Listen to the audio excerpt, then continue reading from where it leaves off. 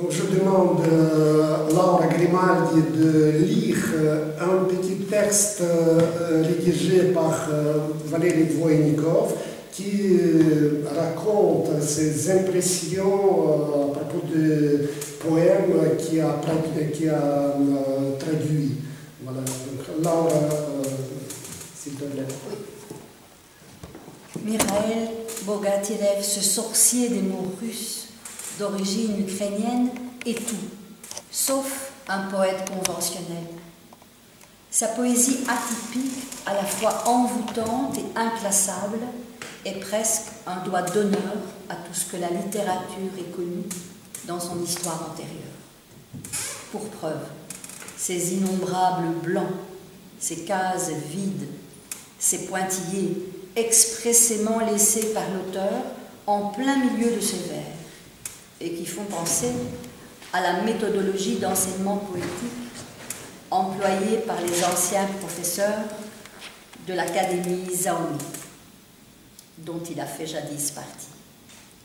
Littéralement, l'Académie d'au-delà du rationnel, et qui nous rappelle incontestablement les pratiques d'un autre mouvement d'élévation artistique du début du XXe siècle, avec un nom aussi imprononçable que le précédent, celui d'Oberiou, et dont on fait partie des poètes troubadours et autres, amuseurs de foule tels que Danil Harms, Alexandre Vedensky ou encore Nikolai Zabolotsky.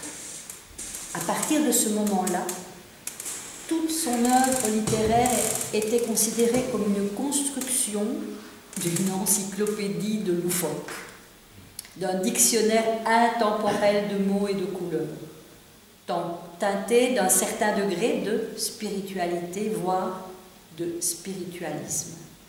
Car ce n'est pas un hasard.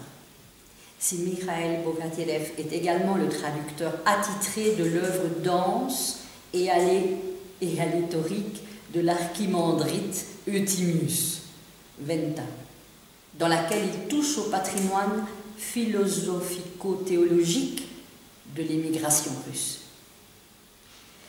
Ces recueils deviennent dès lors de véritables tabernacles, renfermant des mots et des lettres des siècles à venir, afin de pousser les hordes de pêcheurs de Mourmansk à la confession au nom de sa patrie et atteindre le royaume des cieux. Bref, tout un programme en perspective, durant lequel vous allez sans doute aussi entendre quelques compositions made by Bogatiev, afin de cerner encore mieux l'esprit de son invitation de penser. Merci. Je peux prendre ce texte, un petit cadeau. Après, je peux